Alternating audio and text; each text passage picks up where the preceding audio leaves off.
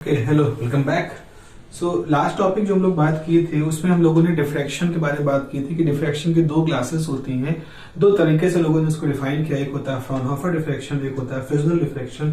और Fraunhofer diffraction में हम दो लेंसेज का यूज करते हैं जिससे कि पैरेलल लाइट बीम की जाती है, और फ्रिजनल डिफ्रैक्शन में हम बिना लेंस के उस स्पेक्ट्रम को, उस डिफ्रैक्शन पैटर्न की स्टडी करते हैं। तो दो व्यू हैं। मैथमेटिकली देखा जाए तो ज्यादा बेहतर इस समय मैथमेटिकली आपके पास फ्राउनहोफर का व्यू होगा, और फ्राउनहोफर के व्यू से ही हमारे सामने दो प्रॉब्लम पूछी जाती है। एक तो होती है सिंगल स्लिट डिफ्रैक्शन के बारे में पढ़ना। ये आपसे पूछा जाएगा फुल लेंथ क्वेश्चन के फॉर्म में कि आप सिंगल स्लिट डिफ्रैक्शन पैटर्न की मैक्सिमम मिनिमम कंडीशन तक निकालिए। तो आपको इंटेंसिटी भी निकालनी होगी, मैक्सिमम मिनिमम कंडीशन निकालनी होगी, first minima, second maxima, minima, ये सब कुछ निकालना होगा, उनकी कंडीशंस लिखनी होगी। उसके साथ आपको ये भी लिखना होगा कि पार्ट में क्वेश्चन पूछ सकते हैं कि उनके जो मैग्नीट्यूड हैं, जो मैक्सिमा और सेकेंडरी मैक्सिमा मिल रहे हैं, उनके मैग्नीट्यूड का रेशियो बताइए। वो भी बहुत अच्छा क्वेश्चन होगा। तो आज हम लोग दो बहुत इंपॉर्टेंट क्वेश्चन पढ़ेंगे। एक होगा सिंगल स्लिट डिफ्रैक्शन पैटर्न जो होता है उसकी इंटेंसिटी का फॉर्मूला क्या होता है, उसके मैक्सिमम मिनिमम कंडीशन क्या होती है, और फिर वो जो मैक्सिमम मिनिमम कंडीशन से हमारे पास जो मैक्सिमम कंडीशंस आएंगी उनकी रिलेटिव इंटेंसिटी का रेशियो निकालेंगे। आप समझ लीजिए कि इस टॉपिक में, इस चैप्टर में ये एक बहुत इंपॉर्टेंट क्वेश्चन है। ऑलमोस्ट आप मान सकते हो कि हर बार या हर अल्टरनेट ईयर में उसको पूछते रहते हैं। तो इसको आप बहुत इंपॉर्टेंट क्वेश्चन की तरह से डील करेंगे और इसके अच्छे से प्रैक्टिस करते जाएंगे। चलिए, इसमें हम क्या करते हैं, सिंगल स्लिट का मतलब क्या है।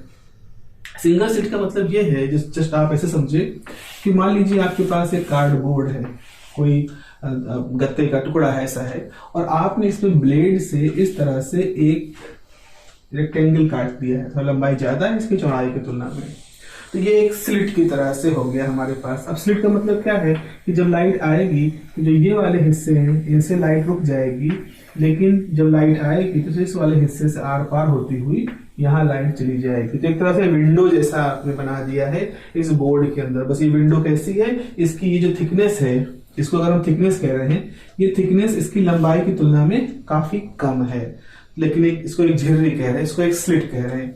हमने खाली एक स्लिट बनाई। डबल स्लिट केस में क्या होगा, हम ये कहेंगे कि हमने इससे थोड़ी दूर पर ऐसी ही एक और झिर्री काट दी तो ये हमारी डबल स्लिट हो जाएगी। लेकिन पहले हम अपनी एनालिसिस देखेंगे सिंगल स्लिट के लिए, फिर दूसरे पार्ट में हम देखेंगे डबल स्लिट के लिए। अच्छा, अब इसको हम कैसे स्टडी करेंगे। हम अपने जब हम डायग्राम बनाएंगे अपना, तो हम इस स्लिट को कैसे दिखाएंगे।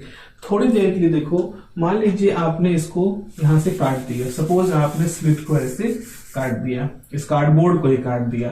कार्डबोर्ड काटोगे तो ये हिस्सा दिखेगा, ये हिस्सा दिखेगा, यानी आपको जो स्लिट है वो इस तरह से कटी हुई दिखाई पड़ेगी।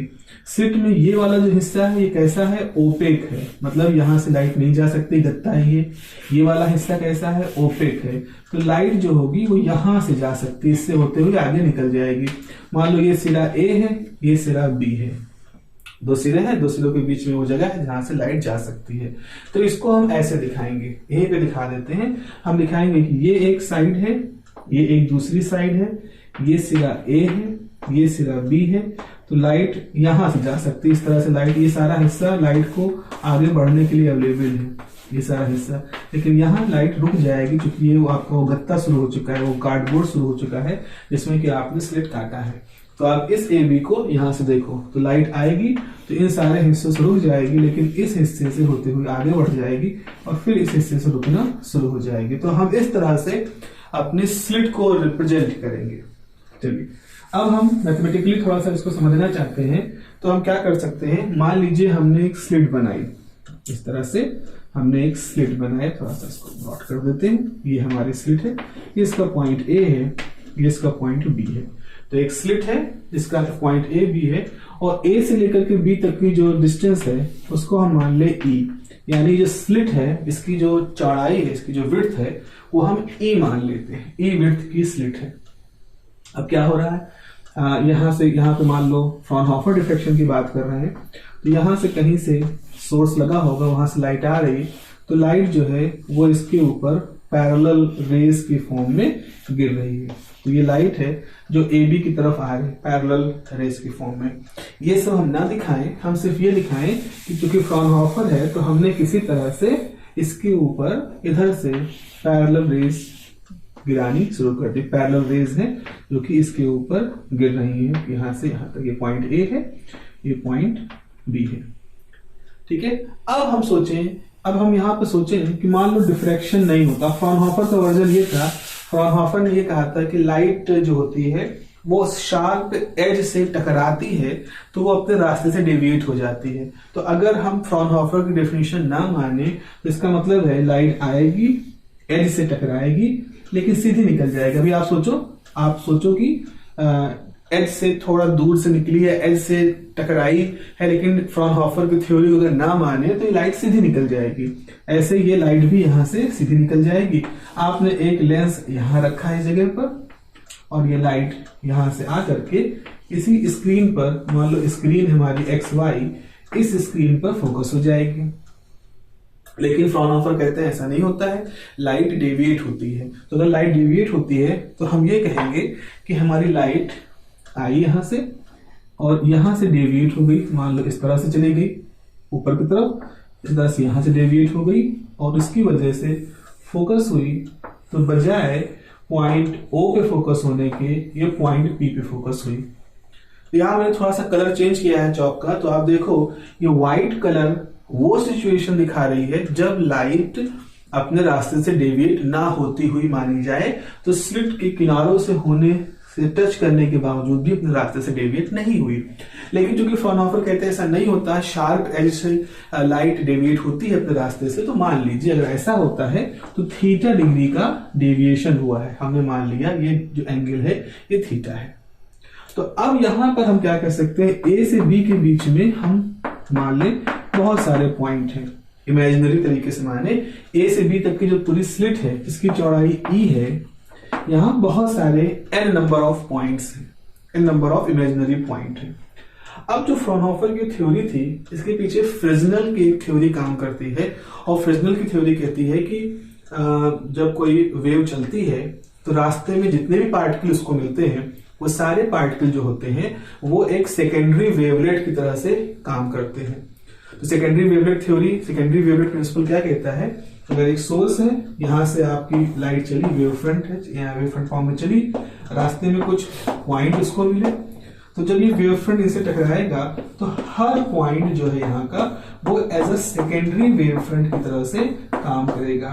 तो प्राइमरी वेव फ्रंट क्या होगा, रास्ते में आने वाले हर पॉइंट से एक नई वेव फ्रंट जनरेट करेंगे, वो सेकेंडरी वेव फ्रंट है, फिर वो वेव फ्रंट भी यही काम करेगी। इस तरह से लाइट प्रोपोगेट करती रहती है। तो उसके हिसाब से हम ये कह सकते हैं कि लाइट यहाँ आई है तो पॉइंट ए, पॉइंट बी ये तो as a secondary wave source की तरह से काम करेंगे, लेकिन ए से बी के बीच में जितने भी पॉइंट हैं इनको भी हम सेकेंडरी वेव सोर्स की तरह से मान सकते हैं। तो सेकेंडरी वेवलेट प्रिंसिपल, हाइगन प्रिंसिपल के हिसाब से जब यहां पर वेव फ्रंट टकराएगी तो वेव फ्रंट ए से बी तक के बीच में जितने भी इमेजिनरी पॉइंट हम मान रहे हैं उन सभी इमेजिनरी पॉइंट को एज अ सेकेंडरी सोर्स की तरह से काम करना शुरू कर देगी। तो जितने पॉइंट आपने माने हैं ये सारे पॉइंट एक नए सोर्स की तरह से काम करना शुरू कर देंगे और उन्हीं की वजह से हमारी जो वेव है वो अब इस तरह से दिखाई पड़ रही है। ये जो लाइट रे यहाँ दिखाई पड़ रही है जो कि पॉइंट पी पे जाकर के फोकस होती है। अब जरा कैलकुलेशन को समझिए। यहाँ पर थ्योरी हम आपको दे देंगे, ऐप पर थ्योरी आपको मिल जाएगी, आप इसकी ध्यान से इसके कैलकुलेशन को समझो। तो यहां पर क्या हुआ आप समझो, जैसे ये है पॉइंट ए है, यहां से समझो ये पॉइंट बी है और इसके बीच में हम इस तरह से बहुत सारे और पॉइंट बना दे रहे हैं। ए से बी के बीच में और सारे पॉइंट हैं। यहां से ये सीधी लाइन है, ये डेविएट हो गई लाइट, ये एक सीधी लाइन आपने बनाई, ये लाइट डेविएट हो गई है। तो अब क्या सोचो, ये जो पॉइंट है अगर हम यहां से ये जो इसके देखो ये पॉइंट ए है, इसके बाद आपने ये इमेजिनरी पॉइंट माना है, इस पॉइंट से भी आप रे बना सकते हो इस तरह से, फिर उसके बाद जो पॉइंट है उससे भी रे बना सकते हो, उससे भी रे बना सकते हो। इस तरह से आप रास्ते में जितने पॉइंट मिल रहे हैं सबसे इस तरह से आप रे बना सकते हो, ठीक है। और आप देख रहे हो सब तिरछी हैं, तो अगर हम इस पॉइंट ए से यहाँ एक नॉर्मल ड्रॉ करें तो ऐसे ड्रॉ होगा, और यहाँ पर एक एंगल दिख जाएगा। फिर हमने इस पॉइंट से इस पे नॉर्मल ड्रॉ किया, फिर हमने इस पॉइंट से इस पे नॉर्मल ड्रॉ किया, इस पॉइंट से इस पे नॉर्मल ड्रॉ किया। इस तरह से आप हर पॉइंट से अपने अगले वाले पॉइंट्स जो लाइट निकल रही है उस पे एक नॉर्मल ड्रॉ कर सकते हो। आप देख रहे हो ना, ए से इस अगले वाले लाइन पर एक नॉर्मल इस तरह से। अब ये जो नॉर्मल है क्या दिखा रहा है? ये नॉर्मल दिखा रहा है कि जो यहां से वेव निकली है और जो उसके जस्ट ये वाला पॉइंट है, यहां से जो वेव निकली है, इसके बीच में ये जो छोटा सा है ये है एक्स्ट्रा पाथ डिफरेंस। जैसे हमने कहा एक लाइन ये है, ठीक है, और दूसरी लाइन ये है यहाँ पर। तो क्या दोनों लाइनें बराबर है? नहीं। अगर यहाँ पे दोनों लाइनें बराबर इस तरह से मान ली जाए तो यहां से अगर आप नॉर्मल ड्रॉ करोगे तो ये एक्स्ट्रा डिस्टेंस है, ये एक्स्ट्रा लेंथ है जो इस वाली लाइन की है। अगर इस एक्स्ट्रा डिस्टेंस को मिटा दोगे तो अब ये दोनों लाइनें पैरेलल भी है, बराबर भी है। लेकिन अगर पॉइंट ए है और दूसरा पॉइंट बी है तो ए और बी के बीच में पाथ डिफरेंस निकालना है तो आपको ये पाथ डिफरेंस दिख जाएगा। ऐसा ही आपने किया, इसके बीच का पाथ डिफरेंस, इस तरह से दूसरे नंबर वाले पॉइंट और इस नंबर वाले पॉइंट के बीच का पाथ डिफरेंस ये हो जाएगा, इसके बीच का पाथ डिफरेंस। तो आप ये सारे पाथ डिफरेंस कैलकुलेट कर सकते हो। इससे हम ये कह सकते हैं ए के बाद वाले के बीच का पाथ डिफरेंस निकाल सकते हो। और आपको मालूम है अगर आप पाथ डिफरेंस निकाल सकते हो तो लैम्डा बाई 2 पाई से हम फेज डिफरेंस निकाल सकते हैं, या इसका उल्टा अगर हम फेज डिफरेंस निकालना चाहें तो 2 पाई बाई लैम्डा से हम पाथ डिफरेंस की जानकारी होने से हम फेज डिफरेंस निकाल सकते हैं। तो अब इसका एक तरीका क्या खोजा गया, हमें इन सारी वेव के बीच में कितना फेज डिफरेंस है ये निकालना है। अब समस्या ये है कि आपने माने तो बहुत सारे पॉइंट हैं लेकिन इतने महीन इतने पास माने हैं कि आप इस तरह से डायग्राम नहीं बना सकते। ये तो हमने 2 पॉइंट दूर दिखा दिए ताकि आपको डायग्राम दिखाया जा सके। हमने ए और इसके बीच का डिफरेंस बहुत कम रखो क्योंकि हमने ए और बी के बीच में एन नंबर ऑफ पॉइंट माने। एन कितने हो सकते हैं? 1000, 2000, लाख, 10 लाख, करोड़, कुछ भी हो सकते हैं। N is very large number. जो हम सोच रहे हैं वैसा कुछ नंबर है, हम उसको 10, 20, 30 में नहीं बांध रहे हैं, एनी लार्ज नंबर। तो अगर हम बहुत लार्ज नंबर लेंगे तो हमारे लिए सच में इस तरह का डायग्राम ड्रॉ करना, हर सक्सेसिव वेव के बीच का पाथ डिफरेंस निकालना बड़ा मुश्किल हो जाएगा। तो कैसे निकाला जाए उसका तरीका देखो बहुत अच्छा है। ए से लेकर के बी पर आप एक नॉर्मल ड्रॉ करो। आपने एक नॉर्मल ड्रॉ किया तो आपने ये जो एंगल है 90 डिग्री है, इस तरह से ड्रॉ किया। सर ये यहाँ पर नॉर्मल ड्रॉ किया यहाँ पर। अब क्या होगा, ये एंगल है आपका थीटा, ठीक है। ए से बी के बीच की दूरी है ई और ये पॉइंट ले लो के। तो बी और के क्या है? Path difference. यानी कि आपने ए से लेकर के ऐसे करते हुए यहां पर जाकर के ये निकाला के। अब ये के एक तरह से क्या है, यहाँ का पाथ डिफरेंस, यहाँ का पाथ डिफरेंस, सारे पाथ डिफरेंसों को मिला करके टोटल कितना पाथ डिफरेंस हुआ वो आ गया। तो जो बी के है, मतलब आप ये जो डिस्टेंस इसको साइड डिस्टेंसेस को जोड़ोगे तो बी से यहां तक की जो साइड डिस्टेंसों का सम आएगा वो यहां आएगा। यानी हमने ए और बी इन दो एक्सट्रीम पॉइंट के बीच का टोटल पाथ डिफरेंस कितना है वो निकाल लिया। तो अगर पाथ डिफरेंस निकाल लिया तो फेज डिफरेंस निकाल लोगे। तो आपको सबसे पहले तो बी के निकालना है, बीके की वैल्यू कितनी होगी। तो जरा देखो यहाँ पर बीके की वैल्यू कितनी होगी। यहाँ पर आप साइंस फॉर्मूला लगाओगे तो यहाँ पे लिखोगे फ्रॉम ट्राइंगल ए ऐसे फ्रॉम ट्राइंगल बी ए के, फ्रॉम ट्राइंगल बी ए के sine theta is base upon A B. तो यहां से ना आधार बटे कर्ण, ये है 90 डिग्री सामने वाला एंगल तो यही है, सबसे लंबी भुजा। तो बी की वैल्यू कितनी हो जाएगी? A B into sine theta. तो बी के क्या हो जाएगा? बी के हो जाएगा ए बी है ई, इसकी जो विड्थ मानी है ई, तो ए बी बराबर हो जाएगा ई साइन थीटा। तो बी के यानी कि जो टोटल पाथ डिफरेंस है वो कितना आ जाएगा? ई साइन थीटा। हमें पाथ डिफरेंस में क्यों इंटरेस्ट है? क्योंकि इससे हम टोटल फेज डिफरेंस निकाल लेंगे। तो अब आपके पास, इसको मैं साफ कर दे रहा हूं, अब इसको साफ करके आप यहां पर ये देखो कि बी के अगर ई साइन थीटा है तो total phase difference corresponding to BK is, मान लो कि कुछ डेल्टा, फेज डिफरेंस को हम डेल्टा कह रहे हैं, is 2 pi by lambda into B के phase difference is equal to 2 pi by lambda path difference, ये जाएगा 2 pi by lambda e sine theta. तो ये फेज डिफरेंस है। अच्छा ये बताओ, ये फेज डिफरेंस किन दो वेव के बीच में है? ये फेज डिफरेंस इन दो एक्सट्रीम से निकलने वाली वेव के बीच में है, जबकि हमने ए और बी के बीच में बहुत सारी सेकेंडरी वेव को निकलता हुआ माना है, लेकिन अभी हमने इस एक्सट्रीम पॉइंट से और इस एक्सट्रीम पॉइंट से जो इमर्ज आउट हो रही है वेव, जिसको हम कह सकते हैं कि यहां से जो एज अ सोर्स के रूप में निकल रही है, सेकेंडरी सोर्स के रूप में, उन वेव के बीच का पाथ डिफरेंस या फेज डिफरेंस ले लिया है। अब देखो ए और बी से निकलने वाली वेव के बीच में टोटल फेज डिफरेंस कितना है? ये है डेल्टा। तो अब आप लिखोगे कि the space between A and B is supposed to be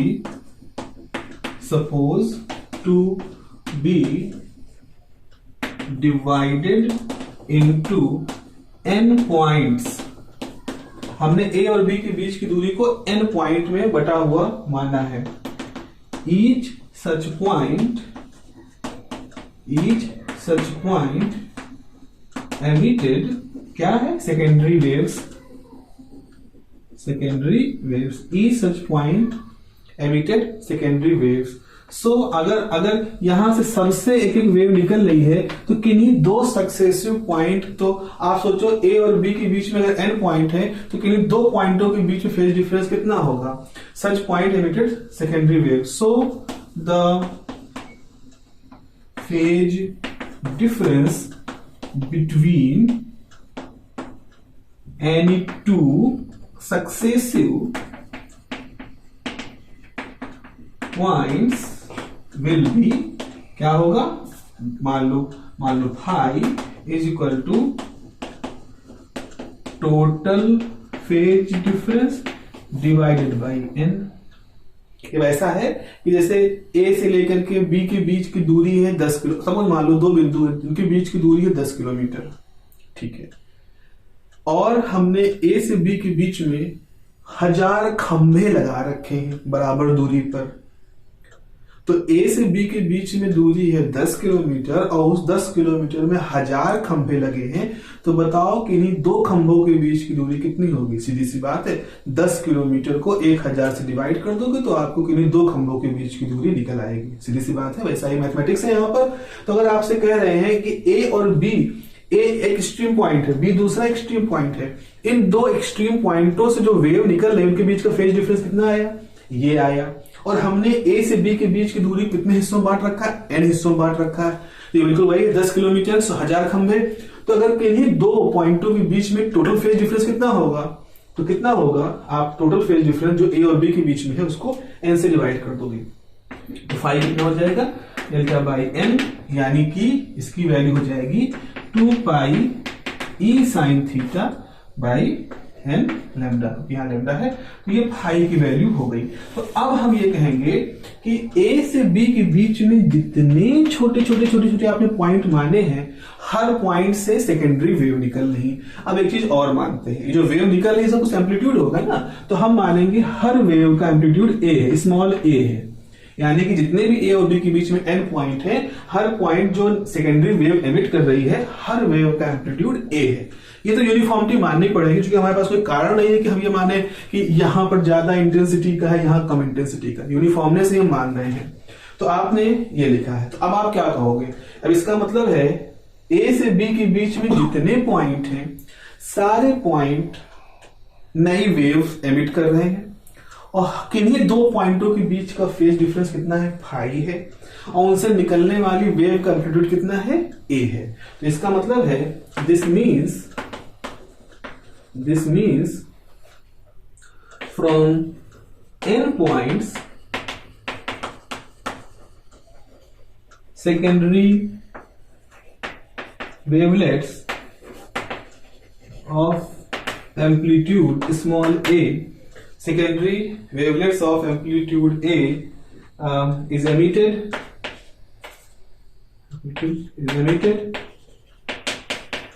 and the phase difference between 2 such successive waves is 5. 2 successive waves is 5. तो हमने कहा ए से बी के बीच में n पॉइंट है, हर पॉइंट से a एम्पलीट्यूड की वेव निकल रही, किन्हीं दो पॉइंट के बीच का फेज डिफरेंस कितना है 5. अब यहां पर एक थ्योरी आती है. अब वो थ्योरी यहाँ तो मैंने नहीं कराई, कार्नो की थ्योरी है, कार्नो स्पाइरल वगैरह उसमें होता है, उसी जैसा ही कुछ है कि जब ये बहुत सारी वेव्स जिनका सबका एम्पलीट्यूड ए हो और उन सबके बीच में फेज डिफरेंस हाई हो, जो कि कांस्टेंट हो, तो जब वो सब एक जगह पे जाके मिलेंगी तो उस जगह पर जो पैटर्न बनेगा उसका टोटल एम्पलीट्यूड कितना होगा, उसका हमारे पास एक फॉर्मूला है. वो फॉर्मूला हम यहां पर लिखेंगे. तो इसे हम कहेंगे कि composition of, just a minute, हम यहां पे लिखेंगे कि अगर आपके पास composition of n harmonic waves हैं, उसका फॉर्मूला क्या होगा. यहां पे ऐसे लिखेंगे, बाय द थ्योरी ऑफ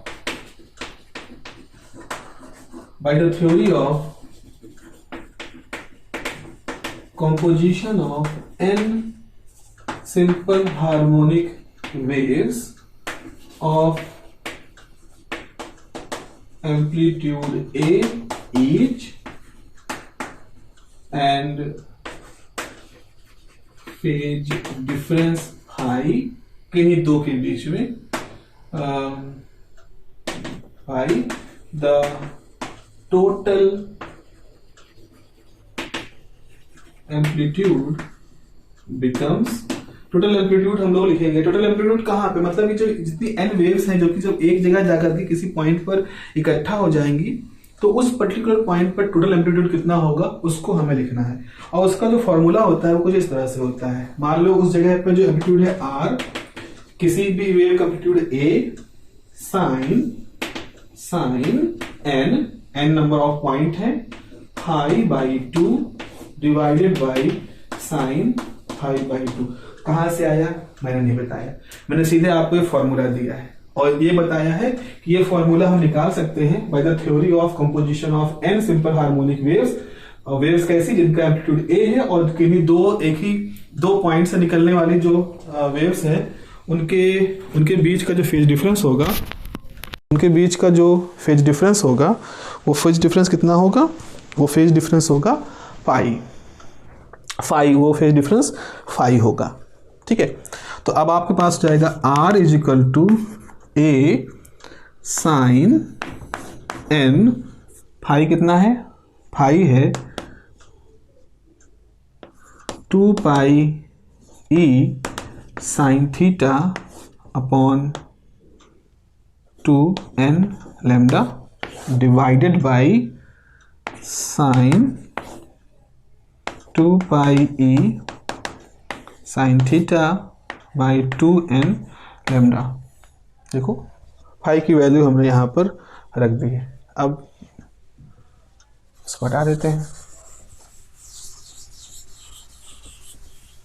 हटा देते हैं. ठीक है, क्या कैंसिल हो जाएगा, 2 कैंसिल हो गया, n कैंसिल हो गया, 2 कैंसिल हो गया, यहाँ पे रहेगा. तो r की वैल्यू क्या हो जाएगी, a साइन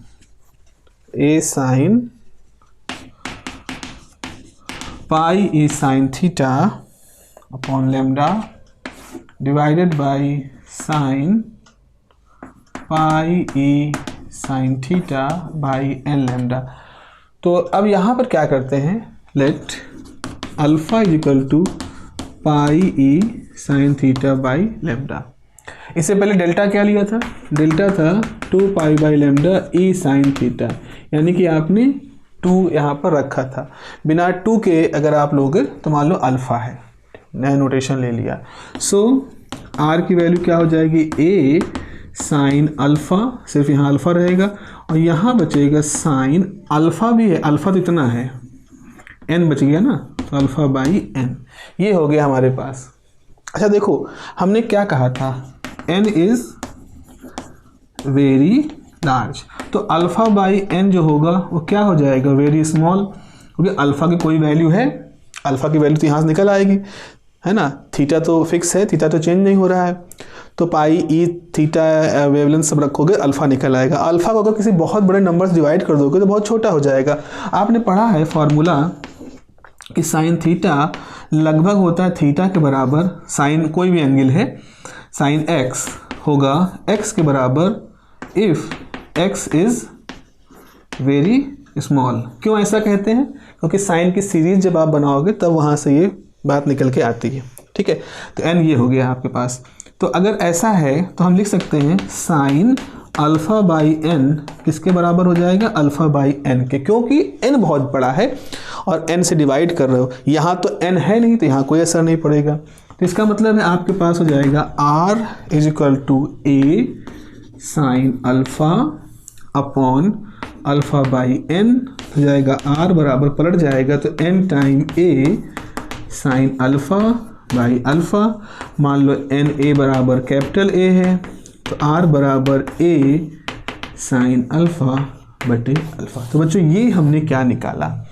ये हमने निकाला है कि जब इस सिंगल स्लिट के दो पॉइंट ए और बी जो दो पॉइंट हैं, इन पॉइंटों से जो वेव निकलेंगी डिफ्रैक्ट होकर के, जो कि हाइगन प्रिंसिपल के हिसाब से कंपोजिशन ऑफ वेव की थ्योरी को फॉलो कर रही हैं, जब वो किसी पॉइंट पी पे पहुंचेंगी तो इस पर्टिकुलर पॉइंट पी पर जो वेव का एम्पलीट्यूड होगा वो एम्पलीट्यूड का ये फार्मूला होगा। अच्छा, यहाँ से अगर हम इंटेंसिटी निकाल दें तो क्या होगा? इंटेंसिटी क्या होता है? इंटेंसिटी बराबर होता है एम्पलीट्यूड का स्क्वायर। तो आपके पास इंटेंसिटी आ जाएगी आर स्क्वायर यानी A square sine alpha by alpha का होल स्क्वायर, ये फार्मूला हो जाएगा। तो इंटेंसिटी जो है वो साइन अल्फ़ा बाई अल्फ़ा का होल स्क्वायर है।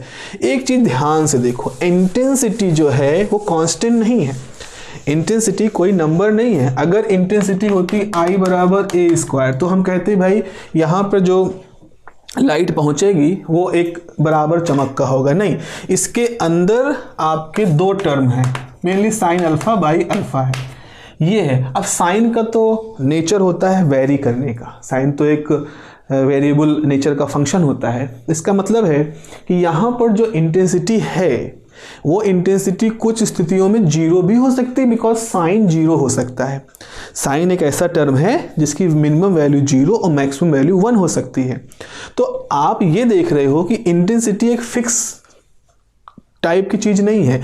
अगर साइन जीरो हुआ तो इंटेंसिटी जीरो हो गई, मतलब इस जगह पर लाइट सारी जाएंगी लेकिन फिर भी वहाँ कोई भी चमक नहीं रहेगी।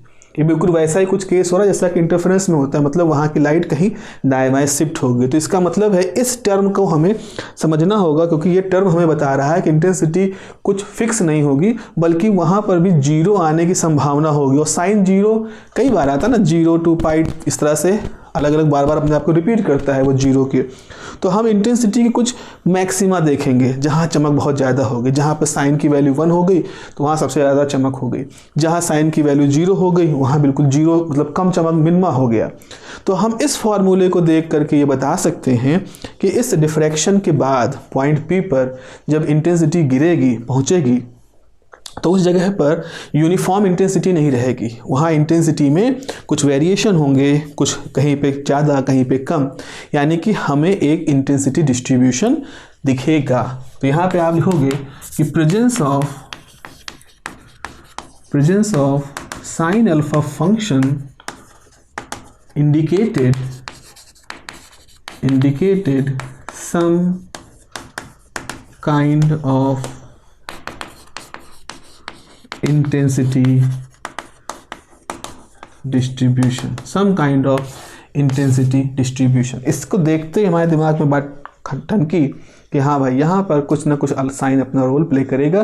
तो यानी कि अब हमें अपनी तलाश करनी है कब मैक्सिमा होगा, कब मिनिमा होगा, ये सारी बातें अब हमको समझनी है। तो अब ये हमारे सवाल का सबसे महत्वपूर्ण हिस्सा आता है कि how to calculate the maxima and minima in single slit theory. तो सिंगल स्लिट डिफ्रैक्शन की थ्योरी में मैक्सिमा और मिनिमा की तलाश कैसे करें। तो अब चूंकि हम लोगों ने थ्योरी को कई बार पढ़ रखा है, हम फ्राउनहोफर तो है नहीं जो पहली बार इसको ढूंढ रहे हैं, किताबों में पढ़ रखा है। तो किताबों में जब आप पढ़ते हो तो आपके पास ये दिखते हैं कि यहाँ दो तरह के मैक्सिमा होते हैं, एक होता है प्रिंसिपल मैक्सिमा, एक होते हैं सेकेंडरी मैक्सिमा। अब इनको प्रिंसिपल सेकेंडरी क्यों कहते हैं ये हम लोग तब जानेंगे जब हम इनकी इंटेंसिटी का कंपैरिजन करेंगे। तो पहले तो है हमारे पास principal maxima condition. Principal maxima नाम क्यों पड़ा आगे देखेंगे। तो आपके पास क्या है, एक मैग्नीट्यूड है R बराबर A sine alpha by alpha. Just minute देख लें।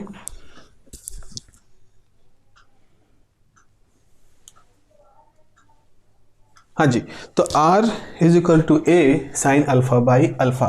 अच्छा, इसको ऐसे करते हैं R is equal to A by alpha. चलिए ऐसा करते हैं, साइन को एक्सपेंड कर लेते हैं, तो होगा alpha minus alpha cube factorial 3, alpha की पावर 5 फैक्टोरियल 5, अल्फा की पावर 7 फैक्टोरियल 7, और इस तरह से आगे भी टर्म आएंगे। अल्फा से डिवाइड करो तो R बराबर हो जाएगा A upon 1 minus alpha square factorial 3, alpha की पावर 4 फैक्टोरियल 5, अल्फा की power 6 factorial 7 and so on. समझ रहे होंगे ऐसा क्यों हो रहा है, बिकॉज अल्फा यहाँ से कट जाएगा। अब यहाँ पर आप साफ साफ देखो R की वैल्यू अधिकतम कितनी हो सकती है, A, क्योंकि यहाँ 1 है ना, तो 1 इंटू A 1 होगा। लेकिन अगर ये सारे टर्म 0 हो जाएं तो क्यों भाई, ऐसा क्यों? क्योंकि देखो ये टर्म जो है घट रहा है, ये टर्म घट रहा है, तो यानी कि अगर ये अल्फा का टर्म रहेगा तो 1 में से कुछ ना कुछ घट जाएगा।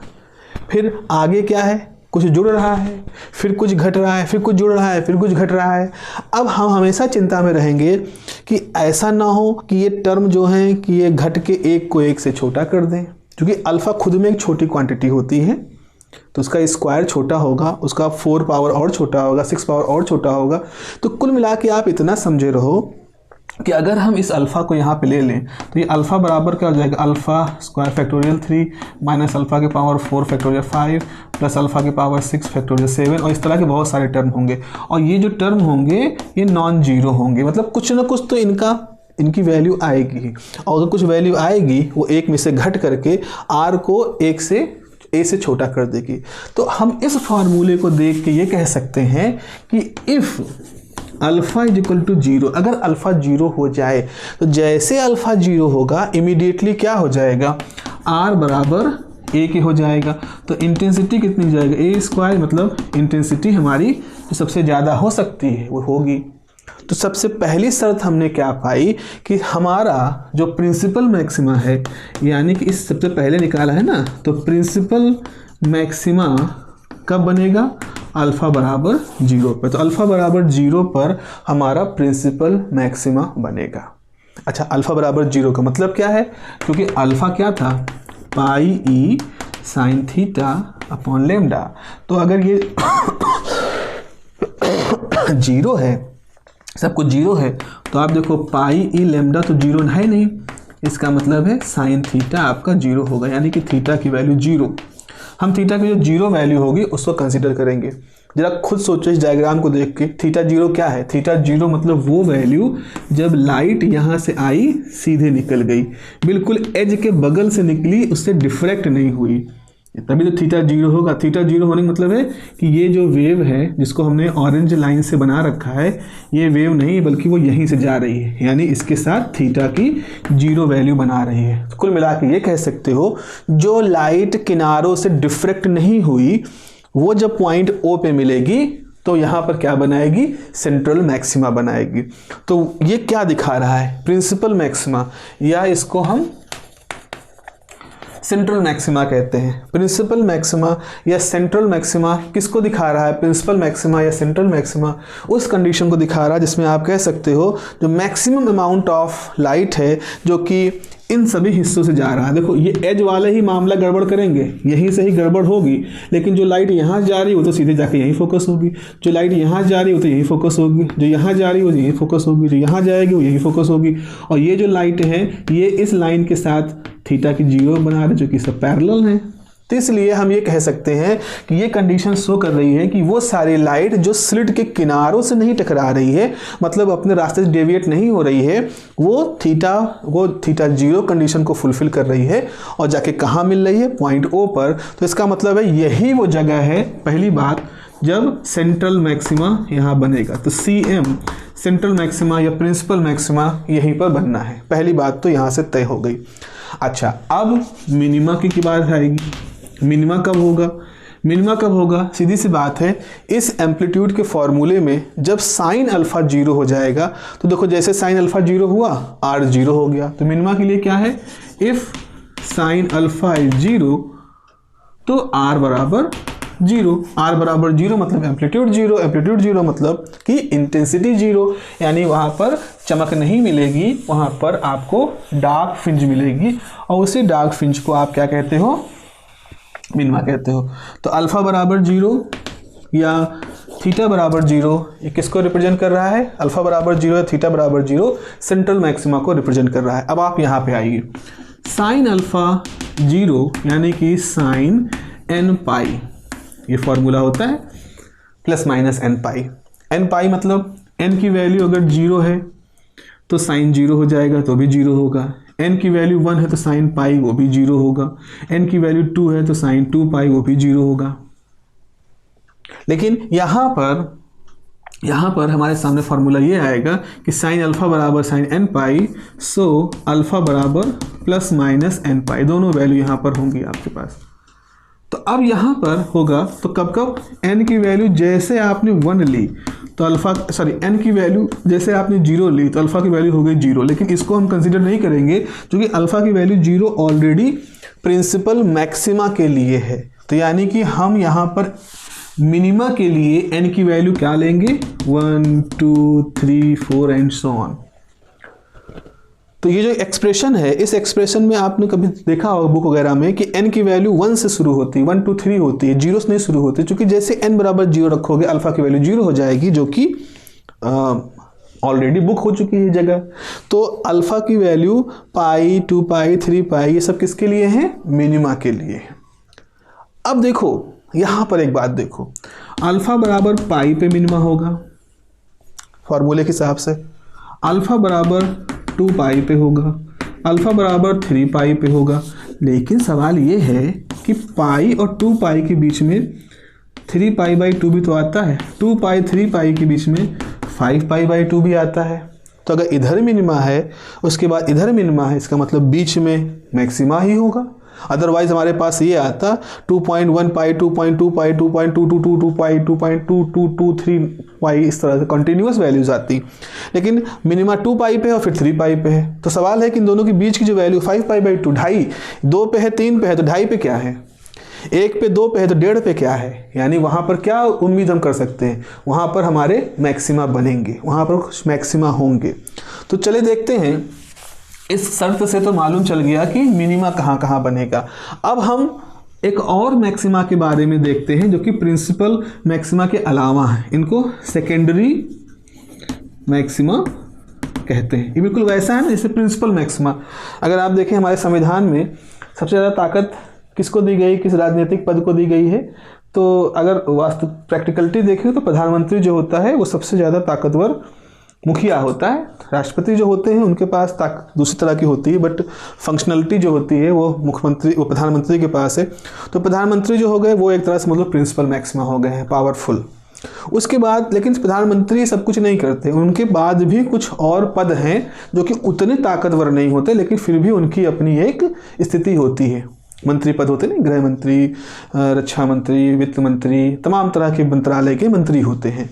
तो ताकत में उनसे कम होते हैं, प्रधानमंत्री से उनकी ताकत कम होती है, लेकिन फिर भी वो एज अ मंत्री एग्जिस्ट करते हैं, अपनी पहचान रखते हैं। तो बिल्कुल वैसा ही कुछ यहाँ पर है। प्रिंसिपल मैक्सिमा आपने देखा, अल्फा बराबर 0 बनता है, मिनिमा अल्फा बराबर पाई 2 पाई 3 पाई बनते हैं।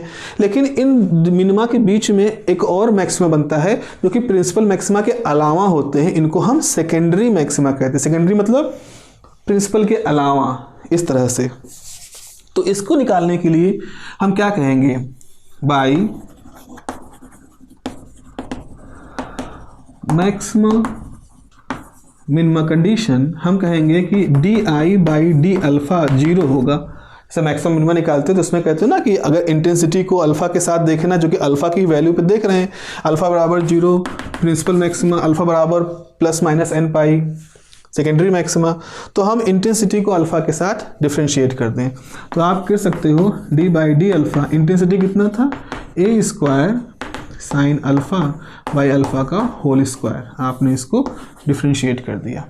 जब डिफ्रेंशिएट कर दोगे देखो क्या हुआ, तो यहाँ पर जाएगा a square d by d alpha sine alpha by alpha का होल स्क्वायर हो जाएगा ए स्क्वायर, ये करोगे ये बिल्कुल वैसा है एक्स की पावर n बराबर n एक्स की पावर n-1, तो वैसे ही है तो ये हो जाएगा 2 sign alpha by alpha D by d alpha of sine alpha by alpha, इस तरह से हो गया। अब इसको ऐसे करोगे जैसे D by D X u by V ऐसे करते हो ना, तो उसकी तरह से इसको हम सॉल्व करेंगे, हो जाएगा 2a square sine alpha by alpha और ये हो जाएगा अल्फ़ा, इसका डिफ्रेंशिएशन करोगे तो cos alpha minus sine alpha, alpha का differentiation 1 upon alpha square is equal to 0, क्योंकि ये हम सब 0 मानना है, ये हमारा 0 के बराबर रखना है। तो देखो अब ये एक टर्म तो ये है जो कि, और एक टर्म ये है, इन दोनों का प्रोडक्ट 0 के बराबर है, तो साइन अल्फ़ा बाई अल्फ़ा तो 0 है नहीं, क्योंकि ये तो एम्पलीट्यूड से जुड़ा हुआ है ना, ये तो 0 नहीं होगा। तो इसका मतलब है since 2a square sine alpha upon alpha is not equal to 0, क्यों नहीं 0 है, क्योंकि ये अगर 0 मान लोगे तो इसका मतलब आपने r बराबर a sign alpha by alpha में ये 0 मान लिया, तो आपने r को 0 मान लिया, और r को 0 हमने कहाँ माना था, मिनिमा के लिए, तो यहाँ हम इसको तो 0 नहीं मानेंगे क्योंकि मैक्सिमा ढूंढ रहे हैं, दो मिनिमा के बीच की बात देख रहे हैं। हमारे पास वैल्यू क्या आ जाएगी, cos alpha sine alpha alpha square बराबर 0, मतलब ये वाला जो टर्म है वो 0 के बराबर है। इसको सॉल्व करोगे तो जाएगा alpha cos alpha minus sine alpha बराबर 0, और यहाँ से जाएगा अल्फ़ा कॉस अल्फ़ा बराबर साइन अल्फ़ा, या अल्फ़ा बराबर sign alpha upon cos alpha यानी कि tan अल्फ़ा। ये एक बड़ी ख़ास तरह की इक्वेशन है, alpha is equal to tan alpha, transcendental equation कहलाती है, और इसको गॉस ने इस पर बड़ा काम किया था, फ्रेडरिक गॉस ने। और ये इस तरह की इक्वेशन जो होती हैं इनको वैसे पॉलिनोमियल मेथड से या इस तरह के मेथड से, अप्रॉक्सीमेशन मेथड से ही हम कुछ हद तक सॉल्व कर सकते हैं। अगर हम अप्रॉक्सीमेशन मेथड नहीं लगा रहे हैं तो हमारे सामने ज्योमेट्रिकल मेथड है जिसकी सहायता से हम इसको सॉल्व कर सकते हैं। तो this is a transcendental equation, इनको सॉल्व करने के लिए ज्योमेट्रिकल मेथड का हम इस्तेमाल करेंगे। जो बोल रहे हैं ये सब आपको मिल जाएगा, आपको ऐप पे मिल जाएगा लिखित में, नोट्स फॉर्म में, आप उसे देख लीजिएगा। हम बस वो लॉजिक बता रहे हैं आपको, जो जब आप उसको पढ़ोगे और खुद से एक बार जब वर्कआउट करोगे तो कई कई जगहों पर आपको लॉजिकली चीज़ें फंसती हुई जहाँ दिखेंगी या कोई थॉट की जहाँ आवश्यकता होगी, उस जगह पर आपको ये वीडियो आपकी सहायता करेगा। तो अल्फ़ा tan अल्फ़ा एक ज्योमेट्रिकल मेथड से सॉल्व कर सकते हैं। तो geometrical solve by geometrical method. Geometrical method ये है कि हम मान लें y is equal to alpha and y is equal to tan alpha. भाई हमने इसको कहा कि एक कोई equation y is equal to alpha, एक y is equal to tan alpha, और हमने क्या कहा, ये हमारी y एक्सिस है, ये y एक्सिस है, ये अल्फ़ा है। तो जब y is equal to alpha लोगे तो ये बिल्कुल वैसा है y is equal to mx, जहाँ m की वैल्यू 1 है, यानी कि m की वैल्यू 1 का होने का मतलब है कि थीटा जो होगा वो 45 डिग्री होगा, स्लोप जो होगा 45 डिग्री होगा। तो यहाँ से ये एक बिल्कुल 45 डिग्री पर एक लाइन आप बना सकते हो। ये लाइन किसको रिप्रेजेंट करेगा, y बराबर अल्फ़ा को, y बराबर अल्फ़ा को। अब आती है बारी y बराबर tan अल्फ़ा को प्लॉट करने की। तो 0 यहाँ से एक हम टेंजेंशियल लाइन कहेंगे पाई by 2, 3 pi by 2, 5 pi by 2 और ऐसे ही आगे। और tan का ग्राफ कैसा बनता है, कुछ इस तरह से बनता है।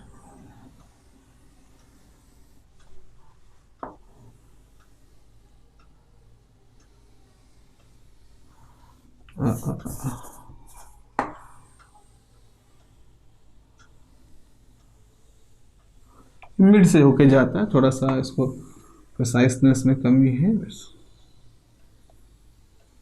इस तरह का।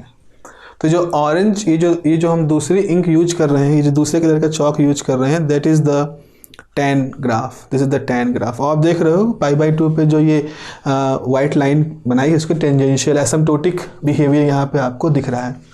अब सोल्यूशन का मसला ये है कि ये तो है अल्फ़ा बराबर 0, अल्फ़ा बराबर 0 पर ये y इक्वल टू अल्फ़ा वाली लाइन और ये जो tan अल्फ़ा वाली लाइन है ये आके मिल रही है। लेकिन अगेन अल्फ़ा इक्वल टू 0 तो हम यूज नहीं कर सकते क्योंकि ये बुक है प्रिंसिपल मैक्सिमा के लिए। तो आगे बढ़ते हैं। यहाँ देखो, यहाँ कट हो रहा है। अब इस कट को देखोगे तो कहाँ, इस जगह पर मैच कर रही है। ये है 3π/2 उसके जस्ट बगल में। ऐसे ही ये देखो यहाँ कट पॉइंट हो रहा है, इसको देखोगे तो ये 5/2 के बगल में कट हो रहा है। तो अगर हम बहुत ज़्यादा प्रिसाइज ना हो तो एक तो ये सोल्यूशन एग्जिस्ट कर रहा है, एक सोल्यूशन ये एग्जिस्ट कर रहा है। ये हमने क्या कह दिया, देखो बच्चों आपको मालूम होगा कि अगर एक इक्वेशन है ये समथिंग, कुछ ए इक्वेशन है ए मतलब कोई इक्वेशन है, और एक ये दूसरी इक्वेशन है, इसको बी इक्वेशन कह रहे हैं। जहाँ कट करेंगे इसका मतलब ये वो पॉइंट है, यहाँ पर जो पॉइंट होगा वो ए को भी सेटिस्फाई करेगा और बी को भी सेटिस्फाई करेगा। ये थ्योरी होती है। तो अगर हमने एक इक्वेशन मानी है y इक्वल टू अल्फ़ा और दूसरी मानी है y equal to tan alpha, तो y equal to alpha plus tan alpha मतलब हम उस बिंदु के बारे में बात कर रहे हैं जहाँ ये दोनों कर्व कट करें। तो जहाँ ये दोनों कर्व कट कर रहे हैं इसका मतलब इस बिंदु पर अल्फ़ा और tan अल्फ़ा, मतलब इस पर्टिकुलर अल्फ़ा पर alpha tan alpha condition satisfy होगी। क्यों? क्योंकि ये वाली लाइन अल्फ़ा की है और ये ऑरेंज कलर वाली लाइन tan अल्फ़ा की है और यहाँ दोनों मिल रहे हैं। इसका मतलब इस जगह पर अल्फ़ा और tan अल्फ़ा बराबर है। ऐसा यहाँ पर, तो इसका सोल्यूशन क्या कर सकते हैं? इसका सोल्यूशन है ए प्लस माइनस है। इधर भी ऐसे होगा, अगर आपने ऐसे भी ग्राफ इधर भी खींचे हैं तो ये ऐसे आएगा और फिर इस तरह से ऐसे आएंगे तो इधर भी होगा। तो हमारे पास सोल्यूशन क्या आ रहा है? अल्फ़ा बराबर प्लस माइनस 3π/2। आपके पास सोल्यूशन आ रहा है π/2, आपके पास सोल्यूशन आ रहा है 7π/2। तो बच्चों इस तरह से आपके पास कुछ सोल्यूशन निकल के आएंगे। आप कहोगे सर 3π/2 तो ये है, 5π/2 तो ये है, तो आपने जो लिखा है वो तो है नहीं, बिल्कुल नहीं। अगर आप बिल्कुल एग्जैक्ट, अगर इसकी एग्जैक्ट वैल्यू लेना चाहते हो तो let me write alpha is equal to 1.43 pi. भाई 3/2 क्या होगा? 1.5 हुआ, 1.5 होना चाहिए, लेकिन ये 1.5 थोड़ा पहले है, 1.43 पाई होता है। ऐसे ही ये होगा, ये 2.5/2 का कितना होगा? 2.5 होना चाहिए, लेकिन ये होता है 2.46 पाई। ओके, और ये हो जाएगा 3.47 पाई। ये अगर हम बहुत ही एक्यूरेटली देखना चाहें तो, but otherwise if not so then हम ये कह सकते हैं कि alpha is equal to 3π/2, alpha is equal to 5π/2, alpha is equal to 7π/2। ये वो वैल्यू है जहाँ पर सेकेंडरी मैक्सिमा होंगे। तो हमारे पास अब जरा देखो क्या हो गया। अल्फ़ा बराबर 0 क्या होगा? सेंट्रल मैक्सिमा होगा। अल्फ़ा बराबर प्लस माइनस n पाई क्या होगा? मिनिमा होगा। अल्फ़ा बराबर प्लस माइनस, अब इसको ऐसे लिख सकते हैं 2n + 1 π/2। जैसे n की वैल्यू आपने 0 रखी, नहीं n की वैल्यू आपने 1 रखी तो 2 + 1 3 π/2, n की वैल्यू 2 रखी तो 2 4 + 1 5/2, इस तरह आ जाएगा। तो ये किसके लिए है? ये दिखा रहे हैं सेकेंडरी मैक्सिमा के लिए।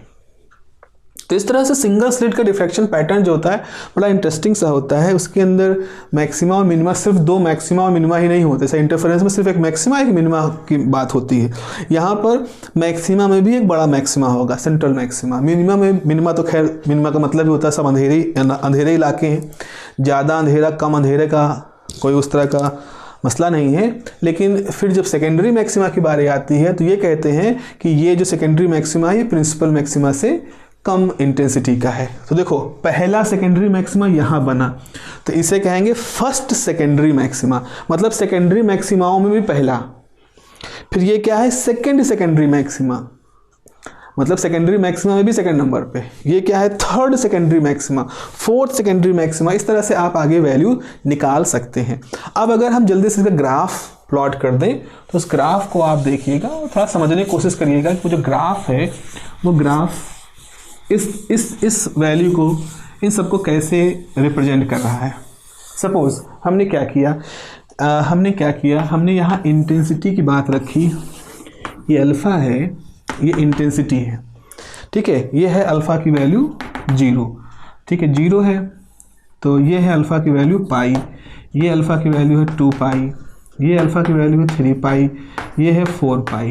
ओके, यहाँ पर है पाई है, यहाँ पर हम क्या लिख सकते हैं, पाई बाई 2। यहाँ पर हम लिख दें पाई बाई 2, यहाँ पर नहीं, 1 और 2 के बीच में 3 पाई बाई 2 होगा ना।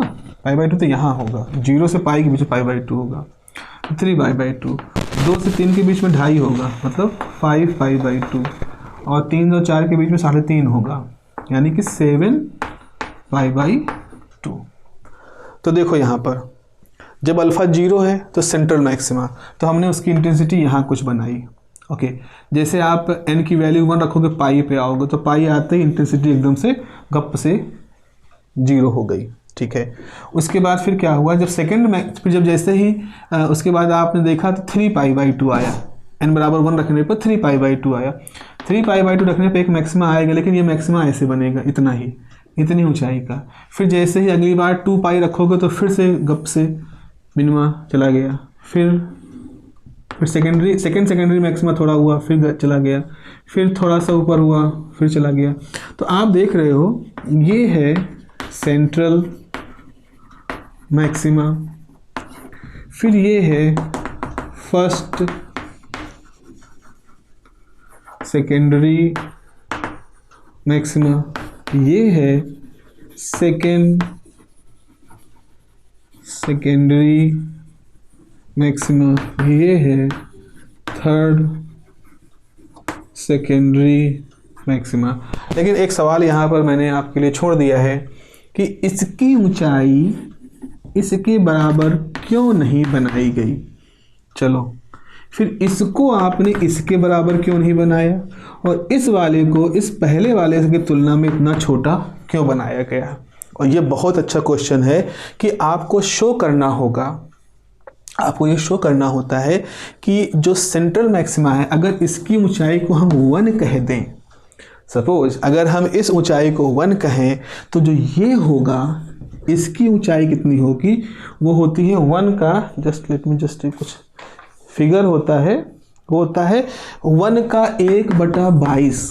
अगर ये हाइट 1 है तो ये हाइट उसका 22 टाइम छोटा होगा। और जो ये जो हाइट है, जो सेकेंडरी मैक्सिमा है, इसकी हाइट जो होगी वो 1 की तुलना में 62 टाइम छोटी होगी। और जो तीसरा है, इसकी हाइट 1 की तुलना में 120 टाइम छोटी होगी। इसका मतलब है ये अगर इंटेंसिटी है सेंट्रल मैक्सिमा की, तो उसका 22 टाइम छोटा फर्स्ट सेकेंडरी मैक्सिमा, और इस सेंट्रल मैक्सिमा का 62 टाइम छोटा आपका सेकेंडरी मैक्सिमा, और सेंट्रल मैक्सिमा से 120 टाइम छोटा आपका थर्ड सेकेंडरी मैक्सिमा। तो आप अंदाज़ा लगाओ, अगर नंबर को डेसिमल में जाएंगे, कि इसकी इंटेंसिटी की तुलना में इन सब की इंटेंसिटी कैसे तेज़ी से कम होती रहती है। यानी कि यहाँ पर सबसे चमकदार जो हिस्सा है सेंट्रल मैक्सिमा, उसके बाद के जो मैक्सिमा है वो लगातार घटती हुई इंटेंसिटी के होते हैं। और यही एक बहुत बड़ा डिफरेंस है एक इंटरफेरेंस में और एक डिफ्रैक्शन पैटर्न में। इंटरफेरेंस में हमने कहा था कि सभी जो फ्रिंजेस बनती हैं, सभी जो डार्क और ब्राइट फ्रिंजें बनती हैं, वो सारी डार्क और ब्राइट फ्रिंजें बराबर चौड़ाई की होती हैं, इक्वल इंटेंसिटी की होती हैं। लेकिन इंटरफेरेंस के अलावा अगर डिफ्रैक्शन की बात करेंगे, तो डिफ्रैक्शन में हम इस तरह से घटते हुए क्रम में देखते हैं अपने जो इंटेंसिटी, फ्रिंजेस की इंटेंसिटी होती है। This is a major difference. अब ये हमारा ये तो हमारा हो गया सिंगल स्लिट का मामला। अब इसी थ्योरी को हम आगे एक्सटेंड कर पाएंगे second two slits, double slit के केस में, और फिर यहीं से कुछ हम इन्हीं स्पेक्ट्रा के बारे में कुछ थोड़ी मोड़ी बातें करेंगे और ये हमारा टॉपिक खत्म हो जाएगा। तो अगर आप देखो आपके सिलेबस को तो उसमें इंटरफेरेंस की शुरुआत थी, न्यूटन रिंग तक की बात थी, और उसके बाद ये सारी बातें हैं जिसमें डिफ्रैक्शन है, सिंगल स्लिट, डबल स्लिट, फिर इनकी घोस्ट लाइनें, मतलब गायब होने वाला जो स्पेक्ट्रम है वो पढ़ना होगा, फिर कुछ डिस्पर्सिव पावर वाली बातें होंगी, और देन हमारा ये टॉपिक ख़त्म हो जाएगा। तो चलिए फिर अगली क्लास में हम एक तो इसका मैथमेटिकल एक्सप्रेशन लिखवाएंगे, आपको बताएंगे कि कैसे इंटेंसिटी घटती हुई जा रही है और इसका मैथमेटिकल फार्मूला कैसे हम डिराइव कर सकते हैं, कैसे 1/22, 1/62, 1/120 कैसे आते हैं नंबर, इनके बारे में बताएंगे। और फिर हम सेकेंड डबल स्लिट के बारे में कुछ बात करके फर्स्ट सिंगल स्लिट और डबल स्लिट के स्पेक्ट्रम की तुलना कर सकते हैं, जो कि एक इम्पॉर्टेंट क्वेश्चन के रूप में आपके पास आता है कि compare the diffraction pattern of single slit and double slit, compare करिए। तो कंपेयर करने का मतलब है आपको दोनों ही तरह के स्लिट के पैटर्न के बारे में मोटा मोटी मालूम होनी चाहिए, तभी आप उनके बीच की तुलना कर सकते हैं। ठीक है, फिर अगली क्लास में इसको हम लोग पूरा कर लेंगे। Okay, take care, have a nice day, bye bye.